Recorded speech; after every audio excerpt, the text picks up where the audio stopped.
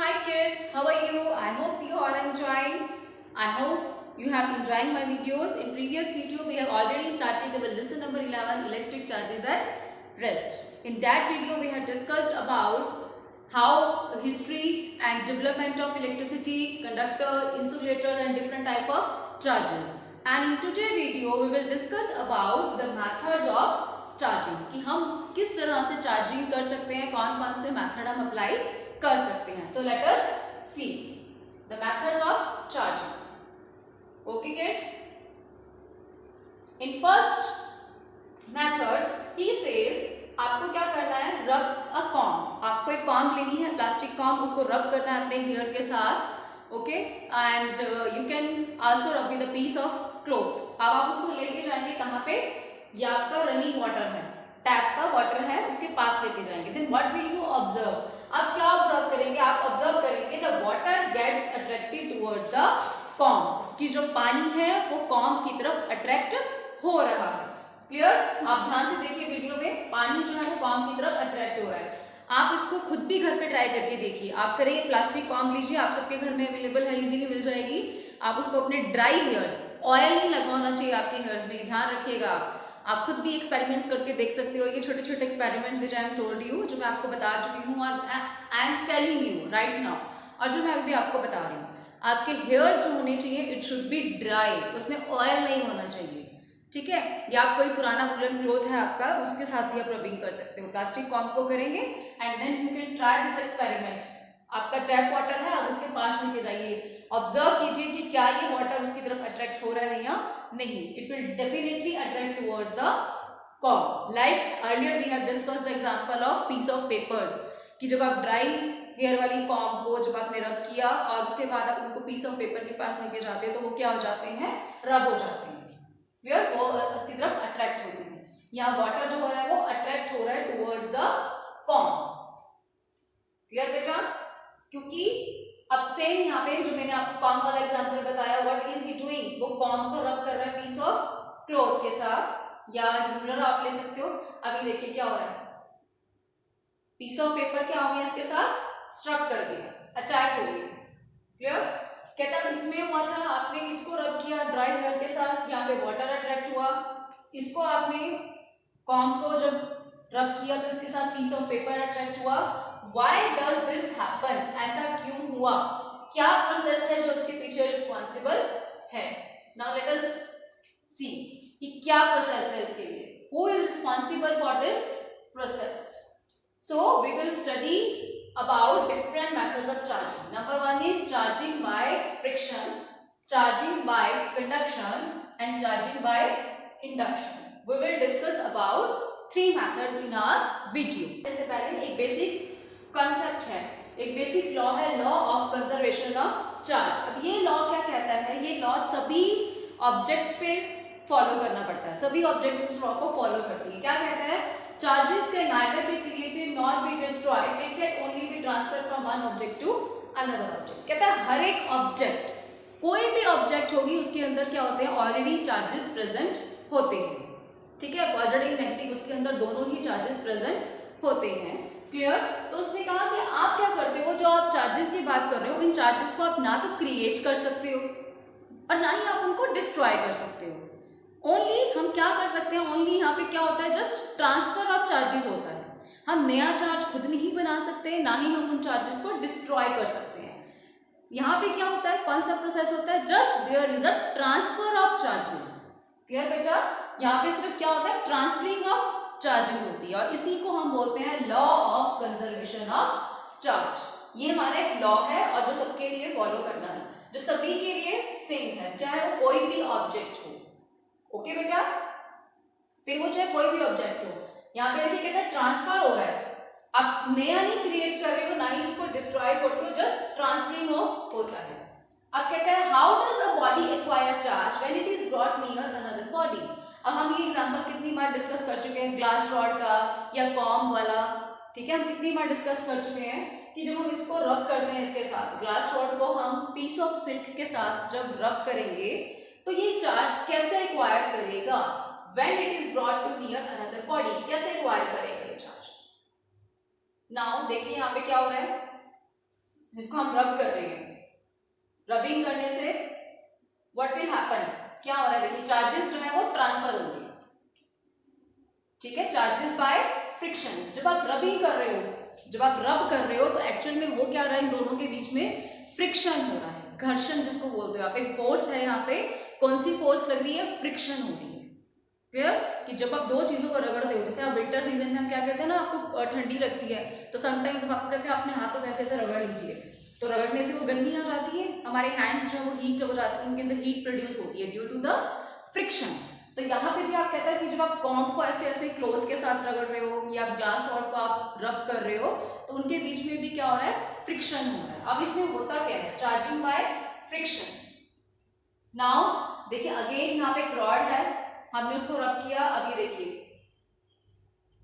क्या हो रहा है, when two objects are rubbed together some electrons can move। अब ये इलेक्ट्रॉन्स क्या होते हैं, मैंने आपको पिछली वीडियो में बताया था पॉजिटिव चार्ज नेगेटिव चार्ज, बताया था ना कि एक पे हम पॉजिटिव चार्ज होता है, एक पे नेगेटिव चार्ज होता है। तो हम पॉजिटिव चार्ज को बोलते हैं साइंस की भाषा में प्रोटॉन्स, और नेगेटिव चार्जेस को हम बोलते हैं इलेक्ट्रॉन।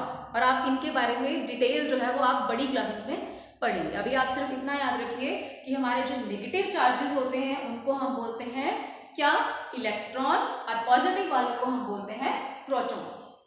क्लियर बेटा। नाउ अब ये कहता है व्हेन टू ऑब्जेक्ट्स आर रब, जब आप दो ऑब्जेक्ट्स को रब करते हो तो कुछ इलेक्ट्रॉन्स क्या होते हैं, मूव होते हैं। यहाँ पर देखिए बैलून को रब कर रहे हो हेयर के साथ, तो इलेक्ट्रॉन्स कहाँ मूव करके, बैलून पे इलेक्ट्रॉन्स मूव करके।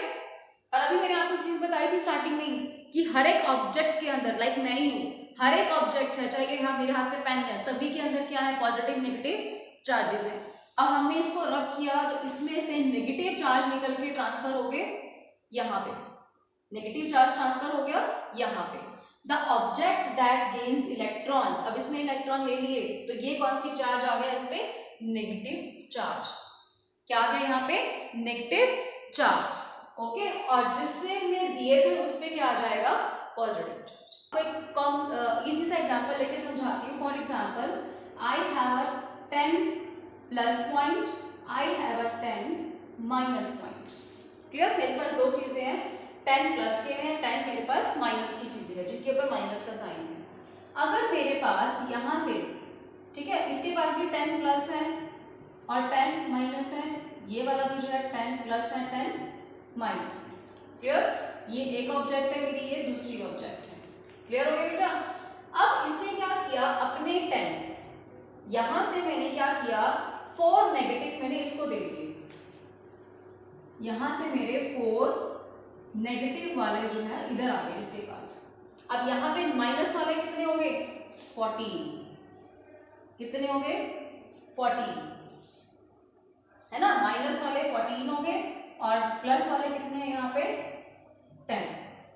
अगर अब इसकी बात करें, यहाँ पे अब कितने रह गए, 10 है मेरे प्लस वाले, लेकिन मैं यहाँ से 4 निकाल चुकी हूँ, माइनस कर चुकी हूँ, तो यहाँ पे कितने बच गए, 6 माइनस वाले।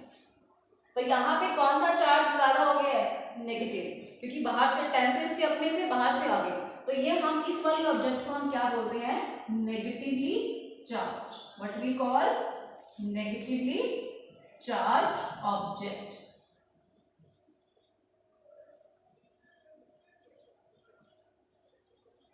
क्लियर बेटा, ये नेगेटिवली चार्ज है।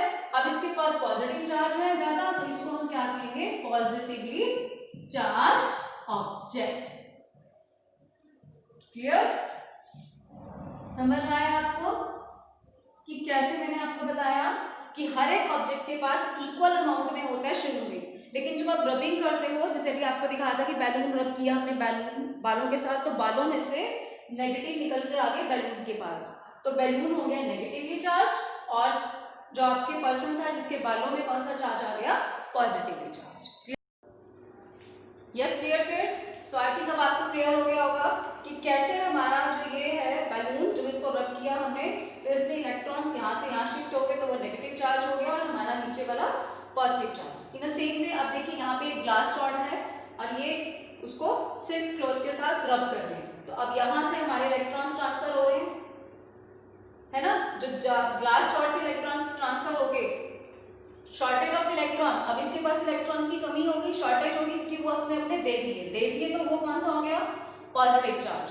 ओके, और जब इसने हमारे सिर्फ क्लॉथ ने ले लिए तो वो कौन सा बन गया, नेगेटिव चार्ज, क्योंकि उसने नेगेटिव इसको दे दी है तो वो बन गया आपका नेगेटिव चार्ज। क्लियर है? This becomes negatively charge and this rod becomes positively charge. Clear बेटा? आई थिंक क्लियर हो गया होगा आपको।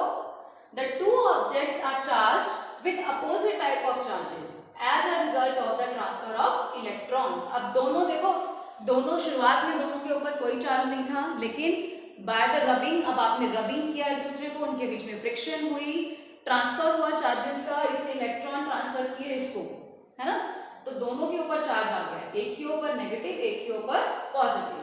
तो यही चीज वो कह रहा है कि टू ऑब्जेक्ट्स आर चार्ज, दोनों ऑब्जेक्ट चार्ज हो गई और दोनों के ऊपर चार्जिंग कैसी है, अपोजिट है। अगर एक के ऊपर पॉजिटिव है तो दूसरे के ऊपर नेगेटिव चार्ज है। क्लियर है? As a result of the transfer of electrons. Clear my dear kids?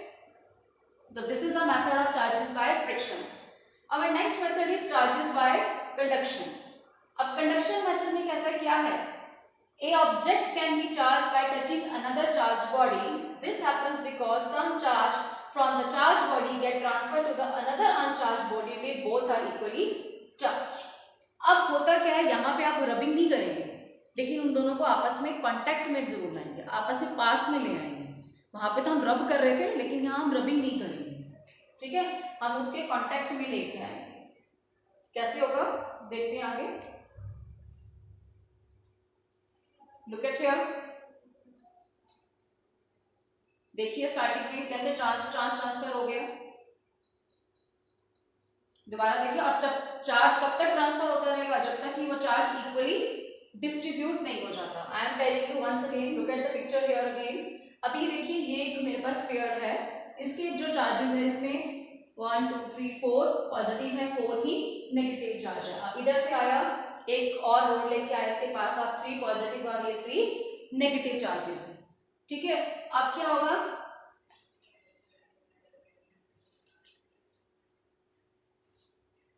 Starting में देखिए आप, स्टार्टिंग में देखिए, दोबारा से देखिए ये वाली पिक्चर आप, इसमें ये आपका स्फीयर है, इसमें आपके 1 2 3 4 आपके क्या है, पॉजिटिव चार्जेस है, उधर आपके नेगेटिव चार्जेस है।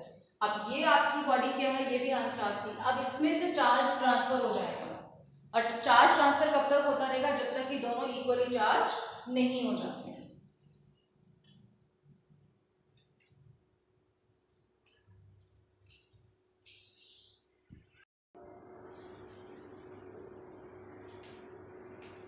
Yes dear kids, now the next method is charging by conduction. अब इस मेथड में क्या होता है, an object can also be charged by touching another charged body. अब एक बॉडी चार्ज है और एक अनचार्ज बॉडी है हमारे पास, ठीक है।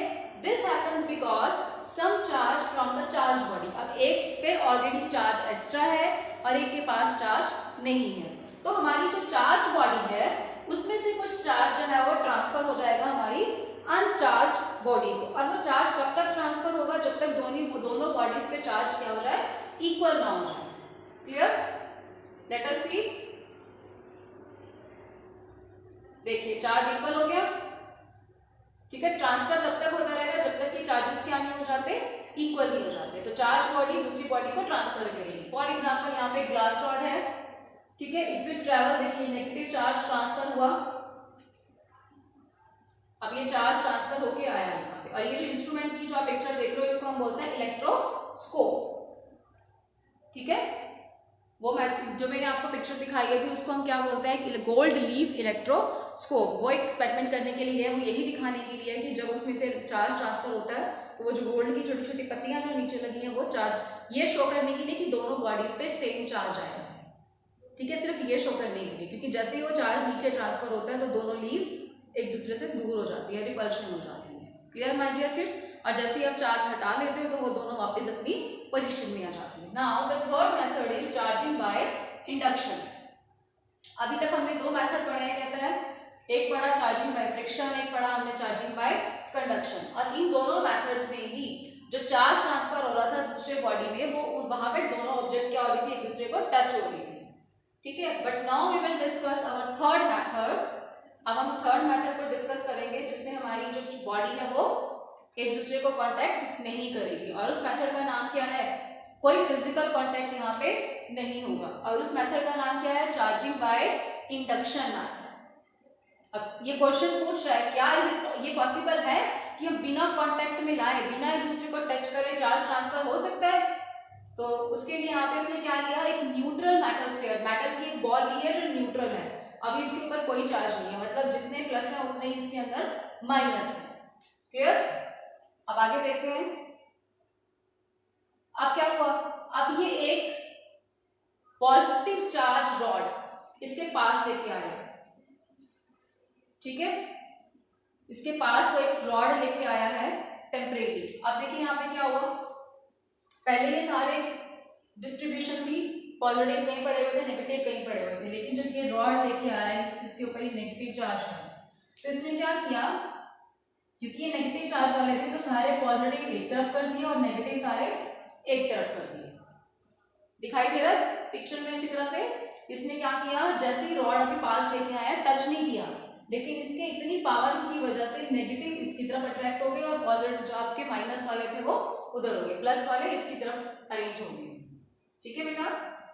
तो this leaves an excess of positive charge on the front surface, positive charge front surface पे आ गया देखो, और नेगेटिव जो है वो बैक सरफेस पे चले गए। ओके, और अभी यहाँ पे ऑब्जेक्ट जो है वो कांटेक्ट में नहीं है। यहाँ पे आप देख सकते हो सेम चीज यहाँ पे शो हो रही है, ये रॉड है जिसपे नेगेटिव चार्ज था, तो नेगेटिव ने सारे पॉजिटिव एक तरफ अट्रैक्ट कर लिए और एक तरफ हो गया आपका नेगेटिव। ठीक है, अब ये जो नेगेटिव चार्ज है, अगर ये किसी वायर के साथ कनेक्टेड है, और वो वायर कहाँ पे कनेक्ट है, अर्थ के साथ, अगर उसका कनेक्शन कहाँ पे है बेटा, अर्थ के साथ, तो वो जो इधर वाला नेगेटिव चार्ज है वो कहाँ ट्रांसफर हो जाएगा, अर्थ में। ध्यान से देखो, वो चार्ज कहाँ ट्रांसफर हो गया, अर्थ में हो गया ट्रांसफर, अर्थ में। अब आपने इसको हटा दिया तो इसके ऊपर सिर्फ कौन सा चार्ज रह गया, ये पॉजिटिव चार्ज। अब आपने रॉड हटा ली, पहले वो जो सारे एक तरफ थे, अब वो सारे क्या हो गए, प्रॉपर्ली डिस्ट्रीब्यूटेड हो गए। इसी को एक और दोबारा समझा रहा है, वो देखो कि ये रॉड है नेगेटिव चार्ज वाली, तो इसने पॉजिटिव को अपनी तरफ अट्रैक्ट कर लिया, यहां से वो रॉड नीचे चला गया। अगर आप ये नेगेटिव चार्ज वाली लाओगे तो ये पॉजिटिव चार्ज वाला बन जाएगा, पॉजिटिव चार्ज वाला लाओगे तो इसके ऊपर नेगेटिव चार्ज वाला। Yes dear kids, now our next topic is charges in nature. Okay, हमारा जो नेक्स्ट टॉपिक है वो क्या है, चार्जेस इन नेचर, कि नेचर के अंदर चार्जेस कैसे प्रोड्यूस होते हैं। आपने बारिश, आजकल जैसे बारिश का मौसम है या सावन का मौसम आ रहा है, रेनी सीजन में भी कई बार आपने देखा होगा कि बहुत ज़्यादा जब बारिश होती है, समटाइम्स क्या होता है, थंडर, आपका थंडर जो है, बारिश होती है, बिजली चमकती है ना, तो ऐसा क्यों होता है, तो वो किस वजह से है, क्योंकि हमारी नेचर के अंदर भी क्या है, चार्जेस हैं। So let us discuss in detail अब कैसे होता है वो सारा प्रोसेस। कहता है ड्यूरिंग रेनी सीजन, आपने ऑब्जर्व किया होगा थंडरिंग, है ना, बिजली कड़कने की आवाज और लाइटनिंग जो होती है एटमॉस्फेयर में, तो वो भी किसकी वजह से होती है, as a result of charges, as a result of charges, इन चार्जेस की वजह से। अब क्या होता है, क्या प्रोसेस है चार्जेस का, कैसे होती है, now let us see. Okay, the thundering, how do clouds produce electric charge. अब हमारे जो क्लाउड्स हैं उनके बीच में इलेक्ट्रिक चार्ज कहाँ से आया, क्योंकि आसमान में तो होती है, क्लाउड्स में ही आपकी इलेक्ट्रिक जो आपकी लाइटनिंग है, थंडरिंग होती है, तो उनमें कैसे आता है। Okay, so we will discuss that naturally occurring charges, कि नेचर के अंदर चार्जेस कैसे हैं, लाइटनिंग कैसे होती है। तो सबसे पहले है, कहता है द ब्लोइंग एयर। अब दो एयर के देखो, दो क्लाउड्स आए, हवा की वजह से वो दो क्या हुआ, उनके बीच में क्या हो गया, फ्रिक्शन हो गया। The blowing air causes friction in the clouds, दो क्लाउड्स के बीच में हवा की वजह से क्या हो गया, फ्रिक्शन हो गया।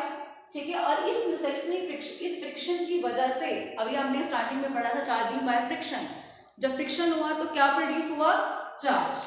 क्या प्रोड्यूस हो गया, इनके बीच में चार्ज प्रोड्यूस हो गया। देखिए ये आपका एयर, और ये एयर की वजह से दो चार्ज, जो आपके दो क्लाउड्स हैं उनके बीच में क्या हो गया, चार्ज प्रोड्यूस हो गया। अब जब बारिश होती है तो जो हैवी ड्रॉपलेट्स हैं, पानी की जो हैवी ड्रॉपलेट्स हैं, हमारी बारिश की जो बूंदे हैं, वो जो हैवी ड्रॉपलेट्स है, भारी बूंदे हैं, वो नीचे पाई जाती है लोअर रीजन में। ऑब्वियसली ये भारी चीज हमेशा नीचे होती है, जो और लाइटर चीज होती है वो हमेशा ऊपर होती है। तो वाटर की जो ड्रॉपलेट्स नीचे वाले सरफेस में होती हैं, दे आर नेगेटिवली चार्ज्ड। उनके अंदर कौन सा चार्ज होता है? Negatively charged. Clear? The heavy droplets which are found in the lower region, जो लोअर रीजन में होती है उनके अंदर नेगेटिव चार्ज होता है, और जो ऊपर वाली है वो लाइटर होती है और उनके अंदर कौन सा चार्ज होता है? पॉजिटिवली चार्ज होती है। क्लियर? और उनके बीच में जो हवा है, दोनों चार्जेस के बीच में जो एयर है वो किसका काम करती है? इंसुलेटर का। किसका काम करती है? इंसुलेटर का। अब क्योंकि ये चार्जेस अपोजिट हैं, ये पॉजिटिव है, ये नेगेटिव चार्जेस हैं, तो ये दोनों एक दूसरे के ऊपर क्या करेंगे? अट्रैक्ट करने की कोशिश करेंगे। लेकिन बीच में कौन है यहाँ पे? एयर। और वो किसका काम कर रही है? इंसुलेटर का। वो इनको ट्रैवल करने नहीं देती है ना, वो यहाँ पे ट्रैवलिंग नहीं होने देगी। देखो ये कोशिश कर रहे हैं कि एक दूसरे की तरफ अट्रैक्ट हो या अपनी फोर्स को अट्रैक्ट करें, बट वो उनको ट्रैवल नहीं करने दे रही है। लेकिन force increase with the time, लेकिन जैसे जैसे टाइम बढ़ता जाता है ये फोर्स क्या होती है? बढ़ती जाती है। और एक ऐसा टाइम आता है जब आपकी फोर्स इतनी ज्यादा बढ़ जाती है कि जो बीच में जो एयर की लेयर है ना, वो भी उसको बर्दाश्त नहीं कर पाती, उसकी भी लिमिट क्रॉस हो जाती है। ठीक है, उसकी लिमिट भी क्रॉस हो जाती है। लिखा है देखो, force increase with the time, time के साथ साथ ये फोर्स बढ़ जाती है, जिसकी वजह से वो जो एयर की लेयर थी वो ब्रेक डाउन हो गई। ठीक है, और जिसकी वजह से वो इंसुलेटिंग नेचर था जो, वो भी खत्म हो गया। क्लियर बेटा? वो देखो सारा एयर का वो लेयर टूट गया और यहाँ पे इन दोनों चार्जेस का क्या हो जाएगा? आपस में अब कनेक्शन हो जाएगा और इट विल प्रोड्यूस लाइटनिंग, और जिसकी वजह से ये क्या हो रहा है?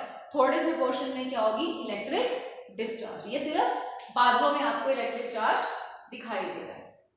ठीक है, this will cause sudden movement. अब यहाँ पे मूवमेंट होगी, दोनों चार्जेस आपस में मिलके, जिसकी वजह से ये आपकी लाइट चमक रही है और फ्लैशिंग हो रही है। क्लियर है किड्स? कितना समझ में आया? नेक्स्ट आता है लाइटनिंग। अब धरती पे जो आप क्रैकलिंग साउंड सुनते हो, है ना, ये देखो क्रैक, जब आप नीचे अपनी क्रैकलिंग साउंड सुनते हो तो वो किसकी वजह से होती है? थंडर के साथ साथ। अब ये तो हमने क्लाउड्स की बात करी थी कि लोअर रीजन में क्या है? नेगेटिव चार्ज है। जब नेगेटिव चार्ज बहुत ज्यादा नीचे आ गया क्लाउड्स में, तो ये क्या करते हैं? जो अर्थ का सरफेस है हमारा, जो नीचे वाला हमारा अर्थ का सरफेस है, उसमें से जो पॉजिटिव चार्ज है वो ऊपर की तरफ आ जाते हैं, वो अट्रैक्ट होंगे इस नेगेटिव चार्ज की तरफ। अब यहाँ पे भी क्या हो गया? इनके बीच में भी वही फोर्स ऑफ अट्रैक्शन स्टार्ट हो जाती है, लेकिन बीच में क्या है? Again air. फिर वही जब वो भी आपका बैरियर क्रॉस हो गया, इनके बीच में भी क्या होगी? फोर्स ऑफ अट्रैक्शन होगी, और जिसकी वजह से क्या हो जाएगा? फिर थंडरिंग एंड लाइटनिंग। और ये कहते हैं इतना ज्यादा अमाउंट में होता है कि ये आपकी बड़ी बड़ी बिल्डिंग्स, बड़े बड़े ट्रीज, एनिमल्स, ह्यूमन बींग्स, इन सबको ये नुकसान पहुंचा सकता है। इसकी जो पोटेंशियल होता है कि जब आपका धरती से, आपका अर्थ से जब वो चार्जेस कनेक्ट करते हैं क्लाउड्स, और जब वो लाइटनिंग और थंडरिंग होती है, उसमें इतना ज्यादा पोटेंशियल होता है, इतना ज्यादा करंट होता है कि वो डैमेज कर सकते हैं हमारी मल्टी स्टोरी बड़ी बड़ी बिल्डिंग्स को भी, ट्रीज को भी, ह्यूमंस को भी एंड एनिमल्स को भी, हम सबको वो नुकसान पहुंचा सकते हैं। ठीक है, अब कहता है, can you tell me the name of device used to protect tall structures from building? क्या आप मुझे एक ऐसी डिवाइस का नेम बता सकते हो जो हमारी बड़ी बड़ी बिल्डिंग्स को लाइटनिंग से बचा सकता है या इस स्ट्राइक से बता सकता है? यस, उसका नाम है lightning conductor. Yes, beta. Now, next topic is lightning conductor. A lightning conductor is a device that is designed to minimize or avoid the loss of life and property during the lightning. Lightning conductor क्या है? एक ऐसा device है जिसको design किया गया है ताकि वो मिनिमाइज़ यानी कि कम कर सके, अवॉइड मतलब बिल्कुल बचा सके, या बिल्कुल ही डैमेज होने से, ठीक है, लाइटनिंग के टाइम पे जो भी डैमेज होता है उससे हर लाइफ या प्रॉपर्टी को बचा सके. And it was Benjamin Franklin who suggested the idea of such a device, and it is now used in tall or multi-storied building and other tall structures. ये बेंजामिन फ्रैंकलिन जो है scientist का name था, उन्होंने ही ये जो device है multi storey building के लिए और या दूसरी टॉल बिल्डिंग्स के लिए डिज़ाइन की थी.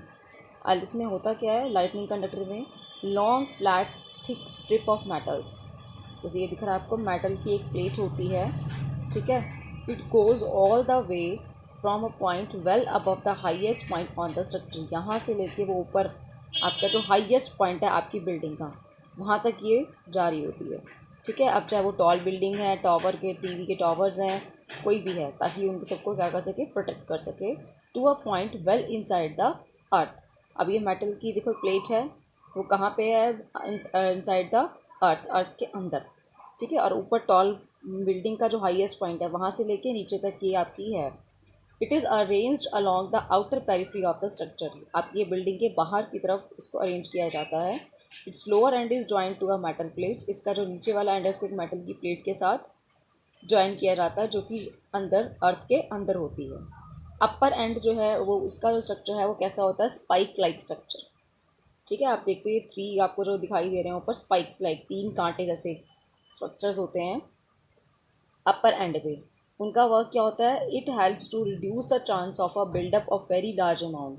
कि जब अमाउंट ऑफ क्लाउड के अंदर जब चार्ज बन रहा होता है, ताकि ये उसके बहुत ज़्यादा अमाउंट ऑफ चार्ज ना बने, उसको रिड्यूस करने में ये हेल्प करता है, जो ऊपर का आपका स्पाइक लाइक स्ट्रक्चर है। Clear my dear kids?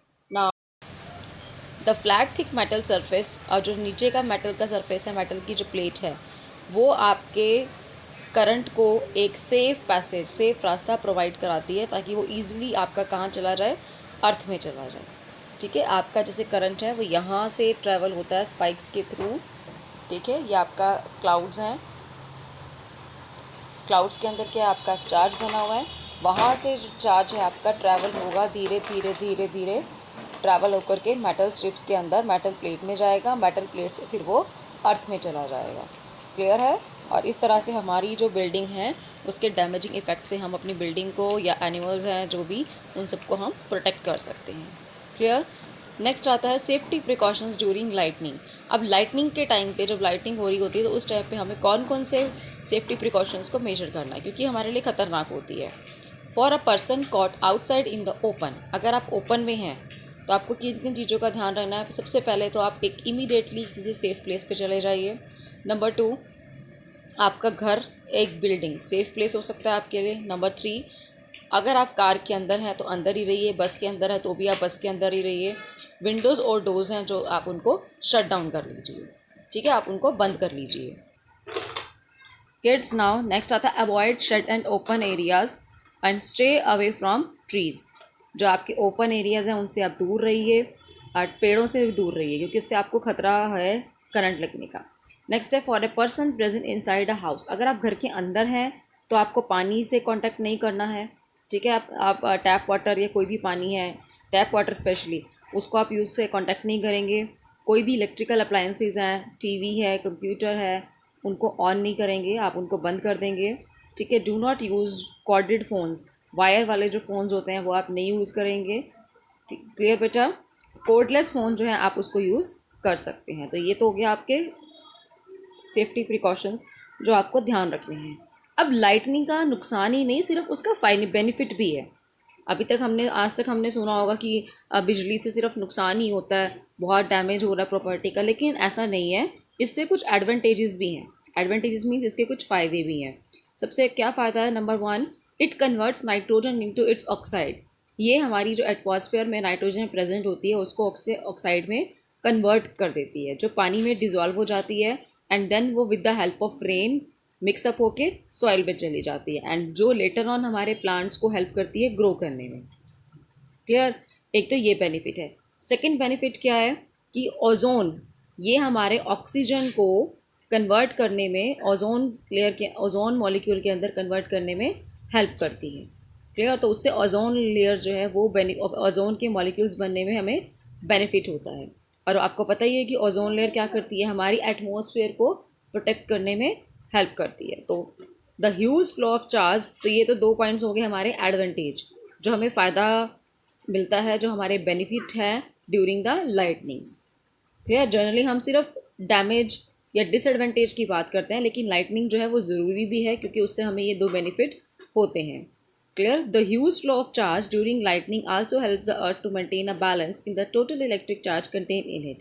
अब जो ये फ्लो ऑफ चार्ज होता है लाइटनिंग के टाइम पे अर्थ के अंदर, वो भी बहुत इंपॉर्टेंट है। उससे कहते हैं बैलेंस बना रहता है, ताकि अर्थ के जो चार्ज के अंदर, अगर ऐसा नहीं होगा तो वो बैलेंस से डिस्टर्बेंस होगी और वो हमारे एटमॉस्फेयर के अंदर भी इनबैलेंस क्रिएट करेगा। So clear kids, this is all for today. Your chapter is complete. If you have any doubt, any query, then please contact me. और बेटा प्लीज़ आप वीडियो ज़रूर देखा करिए, और अगर आप वीडियो देखते हो तो अपने कमेंट भी ज़रूर किया कीजिए कि आपको वीडियो में क्या कमी लगी या वीडियो में क्या अच्छा लगा। Okay kids, thank you, have a nice day.